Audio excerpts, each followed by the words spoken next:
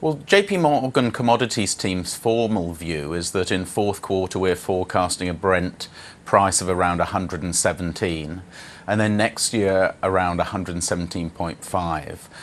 Fundamentally, while we've seen Brent come off somewhat because of the geopolitical events around Syria unwinding, and we're into refinery maintenance season where incremental demand tapers off temporarily, the fundamentals of the oil market remain tight.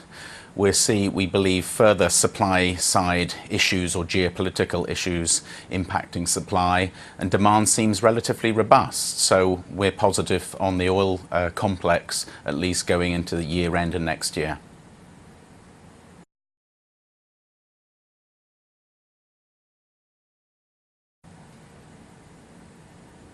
Well, I think a lot of this is well known and is being priced into oil markets. I think if we start to see improving job data out the US and certainly more of a robust economic outlook, whether a tapering happens soon or in the next few months, I think it's the oil market has sort of priced most of that in. And I think as we start to see more supply side issues and possibly tightness, or at least a demand recovery as we go into the northern hemisphere winter, would still expect oil prices to remain robust.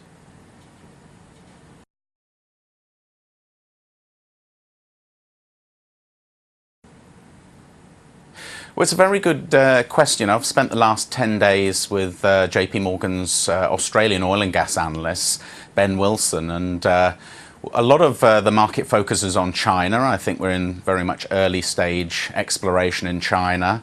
And obviously North America is well established. But a country we're actually quite positive on in terms of non-conventionals, ex-coal bed methane, is actually Australia.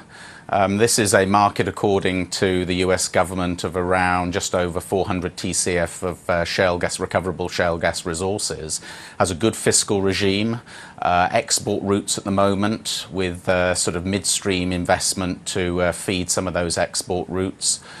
Domestic pricing is on the rise, and export pricing remains particularly high. So Australia would be actually a focus point for us in terms of investments around that country.